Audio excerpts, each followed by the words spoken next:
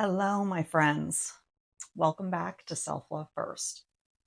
For those of you who are new here, my name is Alicia, and I am so glad you're here.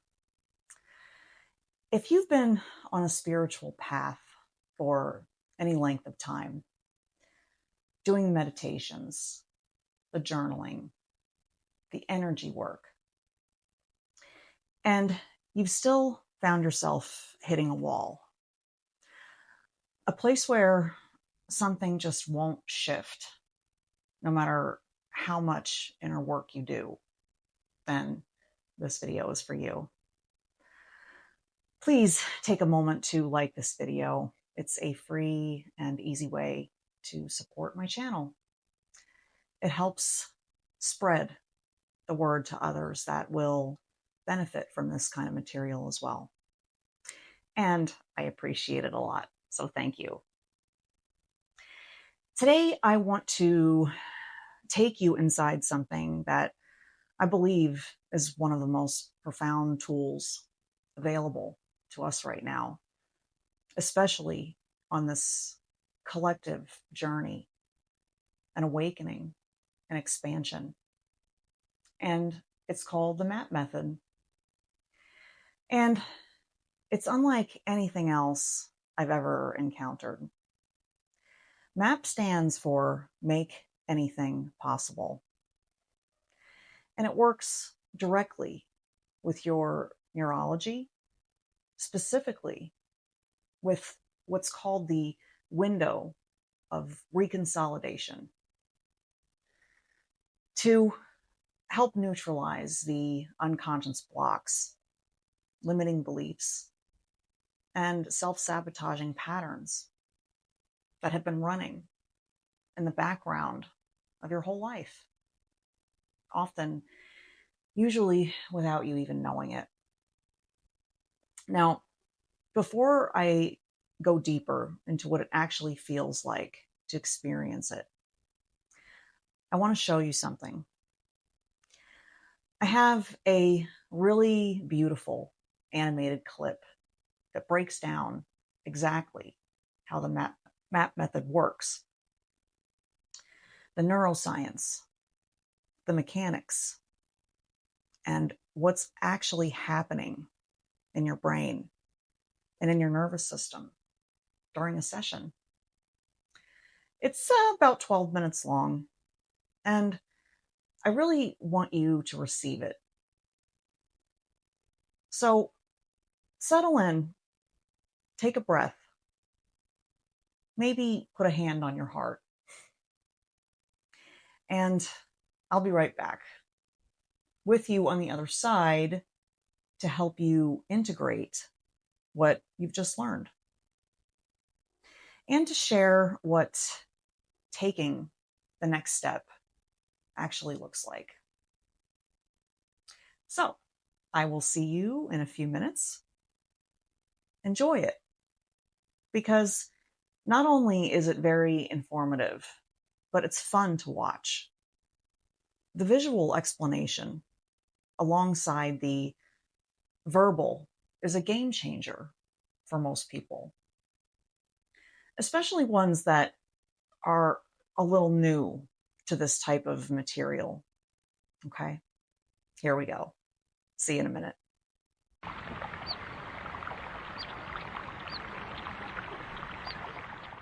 In this first drawing, you see an iceberg. We're using it as a metaphor representing the conscious and unconscious mind. Notice that the unconscious mind is under the water, and it's also many times larger than the conscious mind. You can see ice fragments in the iceberg. In our metaphor, these fragments represent different aspects of your personality or different parts of you. Perhaps there's an aspect of you that desires success, and another part of you that's afraid of success. Or there's a part of you that wants to eat cookies and a part of you that wants to lose weight.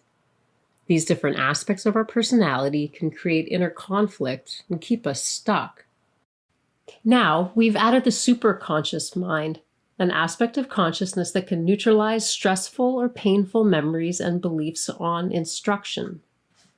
The main goal of this education process is to have all your parts or aspects of your personality want their trauma treated and neutralized gently, want their positive behaviors and qualities strengthened with positive emotions, want to work on a consensual basis to create safe treatment plans for each and every member of the treatment team, and finally, want to be integrated with the main personality.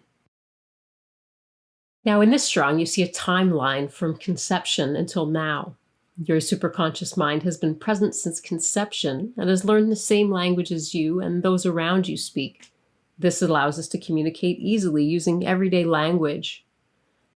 However, since this aspect of consciousness learns language without any sensory experience or emotion attached to it, it's not affected or harmed by stressful or painful experiences. There are 3 types of memory. Memory 1 develops while the fetus is in the womb. This memory consists of simple neurostructures or basic connections that are being created at that time. Memory 2 begins to develop a little bit before birth and keeps developing until the age of 4. Healthy and unhealthy core traits of the personality are formed in it. These traits are learned from our parents, siblings, and other influential people in our lives. Memory 3 starts to develop shortly before birth and continues until now. We start learning in the womb and continue to learn all our lives. Memories that are used to create our main personality are selected from Memory 3. Learning is, in fact, the creation of memories. A collage of learned memories runs our emotions, behaviors, thoughts, and experiences. Now, let's have a closer look at Memory 3.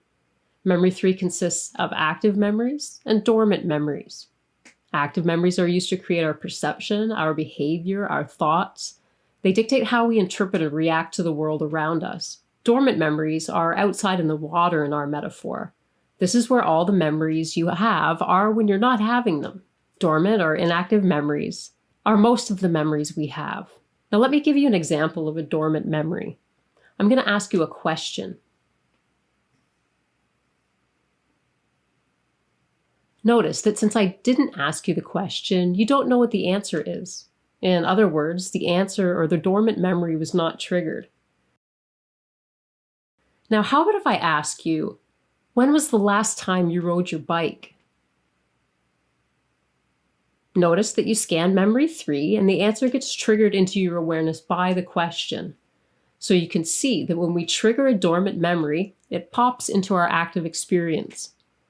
The dormant memory can be awakened or triggered into activity by what we perceive with our senses and by basic needs such as hunger, love, and safety. Let's look at how thoughts and behaviors are formed.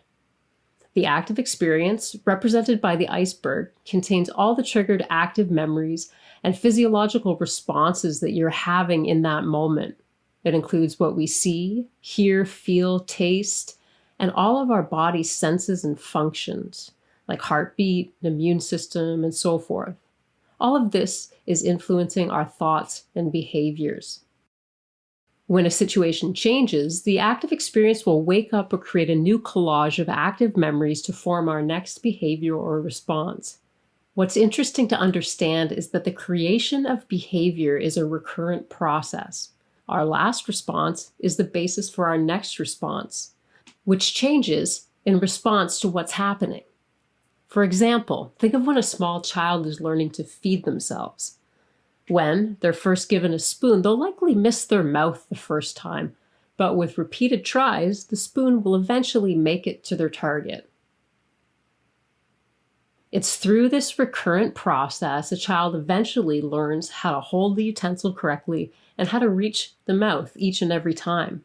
Each behavior has a unique memory structure, and we're constantly changing and amassing new memories and using them as a basis for our future responses. This is how our brain continues to learn and grow. It's important to know this because we have to wake up or activate some aspect of a dormant memory for superconscious to see and neutralize the stress attached to the memory. The superconscious cannot see or treat dormant memories if there's not at least a small amount in the active experience.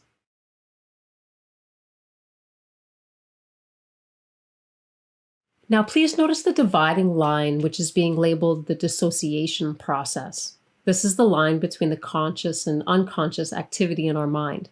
Its job is to move information that's not needed in the conscious into the activity of the unconscious mind. It's still active here, unlike a dormant memory. It's contributing to our perception and the creation of our behavior. It's just no longer conscious. Some dissociated behaviors are skills, like all the nuances involved in driving, for example. You're not aware of them. They simply become an unconscious competence. You're on automatic. We can recognize the dissociation process helps simplify the content of our minds, allowing us to be better focused and more effective in our lives. The association process is found at the border of the iceberg as seen here. When there's a situation calling for a new behavior or response, it's the association process that allows memories to be triggered into the active experience. The association process selects what it believes are the most fitting memories. If we have a poorly tuned association process or one that's damaged by trauma, we might find ourselves reactive or easily distracted. Superconscious mind can work with the association process to help keep the neutralization process gentle and help keep you centered and focused on your goals. In order to neutralize stressful and painful memories, we simply activate a memory or event associated with it and instruct the superconscious mind to neutralize the emotion at a rate that's safe and comfortable. Now, I will explain how severe trauma causes trauma parts and how the superconscious mind can easily address those too. We know that we can remember some traumas. For example, if you fall off your bike and go to the hospital, you can come home and tell everyone what happened. However, when the trauma causes extreme emotions, for example, a car accident, and at the same time there's no learned memories or previous experience to know the behavior and how to handle the situation, an amnesic or trauma part can be formed. Remember that we use former memories from our experience to build our next behavior. In this case, there's no learned memories to manage the situation. The intense emotion mobilizes memories independent of the main personality to create a survival response.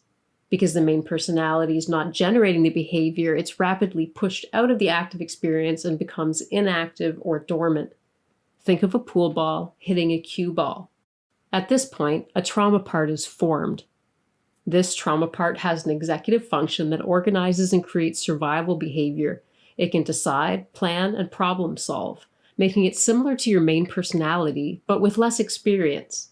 It takes on an autobiographical memory that will preserve what happened during the trauma. When the trauma ends, the main personality rushes back in, rapidly becoming active and pushes the trauma part out of the active experience, rendering it dormant. Later in life, when a similar situation occurs, the trauma emotion will be triggered again. Because this push in and out of the active experience happens very quickly, there are very few associations between the main personality and the trauma part. These trauma parts can even be amnesic, where the main personality and the trauma part are like strangers who don't know each other.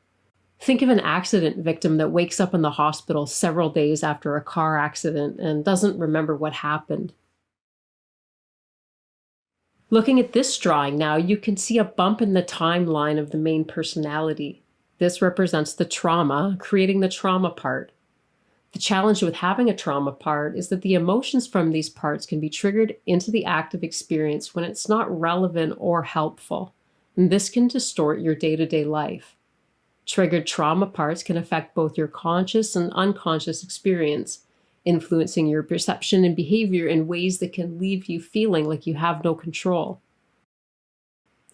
These responses can lead to less happiness and more pain, but it can also put you or someone else in danger.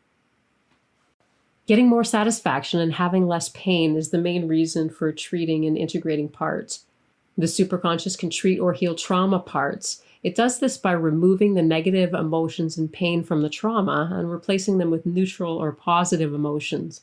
It then strengthens their positive coping skills with positive emotions before joining them with the main personality. It's important to know that parts don't die and they don't lose information. They simply exchange information with the main personality. The part's memory becomes exactly the same as the main personality, and they can run the body at the same time without conflict. For example, the 4-year-old who wants a cookie and the adult who wants to lose weight will have the same memory and no conflicts. The parts will not be motivated to get a cookie, and the adult will not have to deal with that struggle. In case the treatment of big, intense pain worries some parts, I'll explain how big pain is treated. The trauma part works with the superconscious to bring just a small amount of it into the active experience. It puts just a little stress into the active experience, like a little toe on the iceberg. The members of the treatment team will adjust the rate of treatment until all members are comfortable. 5 units of pain would be just a little of the trauma time, so we can treat 5, 3, 1, or half a unit. Whatever the treatment team decides would be most beneficial to everyone on the team. The superconscious will treat a few units and then stop and rest, waiting until the part has stabilized again before neutralizing some more. This ensures the trauma part won't destabilize and flood emotions into the conscious experience. This is how superconscious will do it, so it's very gentle and often completely painless. We repeat the process of treat, rest until we've treated all the emotional pain associated with the part during the trauma. For all the parts that want to join the treatment team, please do so now.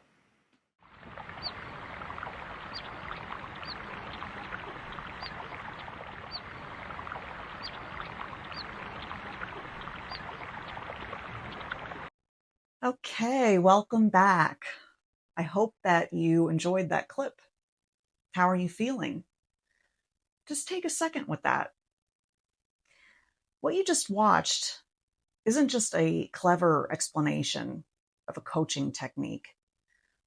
What you just witnessed is a map, literally, of how your own consciousness has been shaped. And more importantly, how it can be reshaped. Not through willpower, not through forcing yourself to think differently, but by working directly with the neurological structure underneath it all. So here's what I really want you to take with you today. If you've tried to change something, a pattern, a fear, a belief about yourself or what's possible for you, and it hasn't stuck, that is not a failure of your spirit. That's not a sign that you're broken or too far gone or not spiritual enough. It is simply a signal that the change that was happening was only on the conscious level of the mind, while the root held in place at the level of the subconscious. And the subconscious will always win, always, until you learn how to speak its language.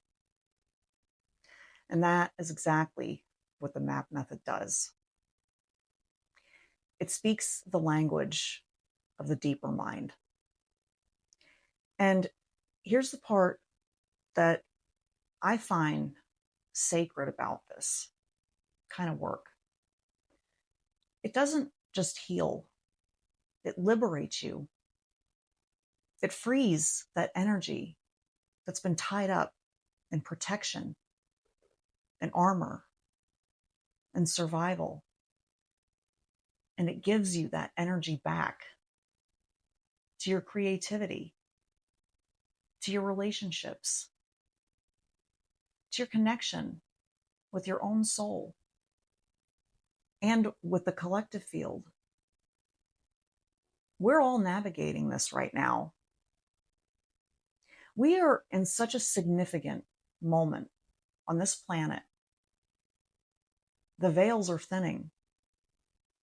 The old structures are releasing. And I genuinely believe that the inner work that we do, the real, deep, subconscious level work, ripples outward in ways that we may never fully see. Your healing is not just for you. I say that all the time.